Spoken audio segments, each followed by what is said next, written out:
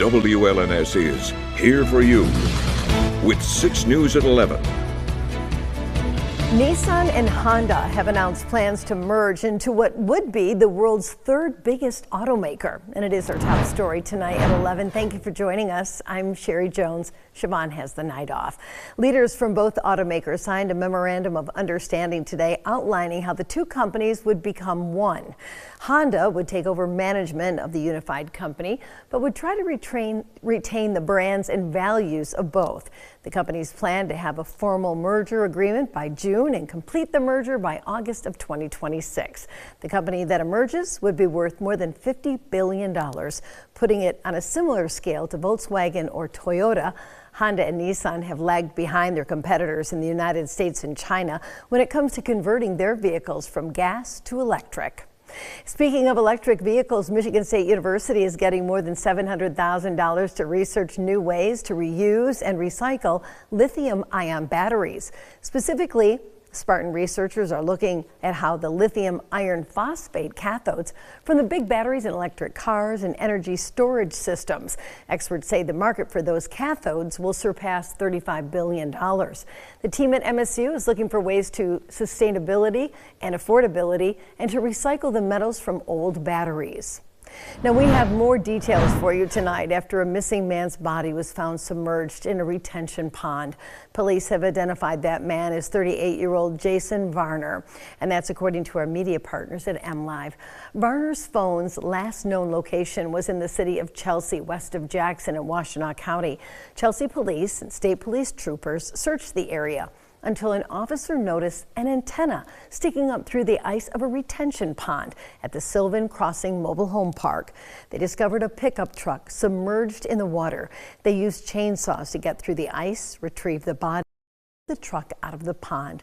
The incident is under investigation, but state police say it appears he became disoriented and drove into the frozen pond. An ask tonight from the Ionia County Sheriff's Office. Be on the lookout tonight for a stolen camper.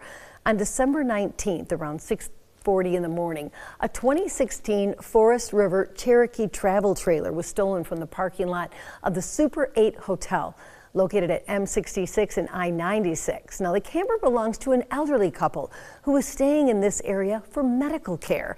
The camper contained all of their personal belongings. Now, this is a photo of an exact camper, so if you see it in the area, call the Ionia County Sheriff's Office at 616-527-5737, and you can always call Crime Stoppers anonymously at 517-483-STOP. When President Joe Biden woke up this morning, there were 40 inmates on federal death row. When he goes to bed tonight, there will be only 3. The president commuted the sentences of 37 of those inmates, meaning they will spend the rest of their lives behind bars. Erica Brown has more. President Biden once was a strong proponent of the federal death penalty and wrote legislation to expand it. I am not Mr. Soft on crime. I'm the guy that put these death penalties in this bill. But 4 years ago, he campaigned to end it and paused federal executions when he became president. One of the reasons I'm against capital punishment is, we are confirmed there's at least 195 cases since 1972 that the person who was convicted and about to be put to death was innocent. Now, with less than a month left in his term, Biden said, in good conscience, I cannot stand back and let a new administration resume executions that I halted. President-elect Trump promised to restore the federal death penalty during his campaign. A Trump spokesman calls Biden's decision abhorrent and said Trump will restore the rule of law when he takes office next month. Civil rights groups are cheering Biden's decision. Our society is better as a result of it. Sister Barbara Batista of the Sisters of Providence routinely visits many of those newly granted clemency at the federal penitentiary in Terre Haute, Indiana. Saying to a person, yes, you've done a terrible thing. You deserve a certain type of punishment, but to kill them? Who are we? Who are we? A Gallup poll reveals 53% of Americans support the death penalty for convicted murderers. That's down 10 points in the last decade. Erica Brown, CBS News, Washington.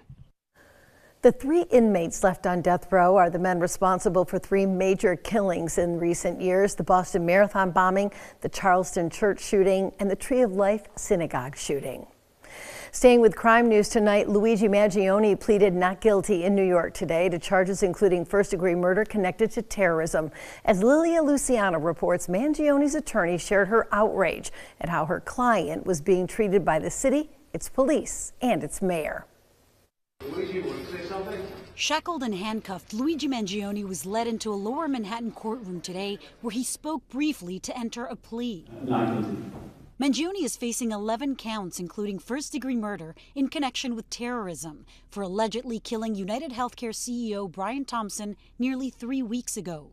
He's simultaneously facing federal charges that could carry the death penalty if convicted. I have never seen a case with such volume of evidence, aside from the issue of the quality of the evidence. Today, Mangione's defense attorney, Karen Friedman Agnifilo, accused Mayor Eric Adams of politicizing the 26-year-old's arrest after a dramatic perp walk with heavily armed officers last week. I'm very concerned about my client's right to a fair trial in this case. He's being prejudiced by some statements that are being made by government officials.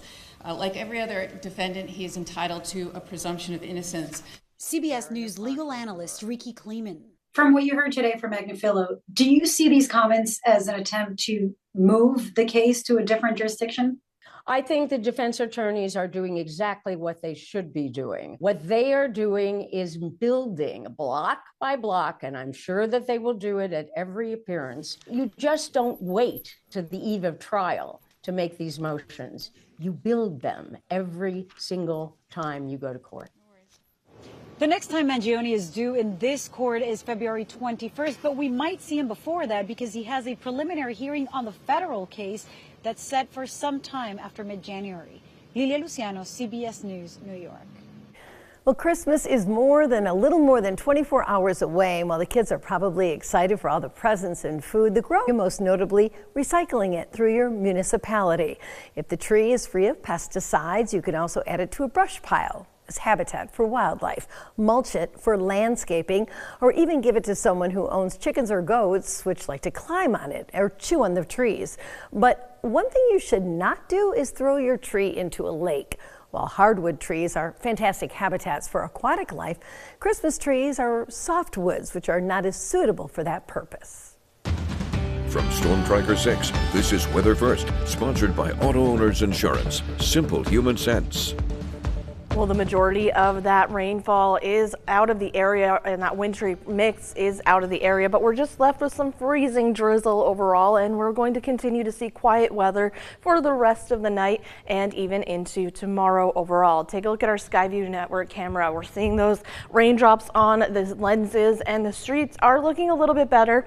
Road temperatures are slowly warming up, and that's why most of the warnings and advisories have been expired overall for this evening.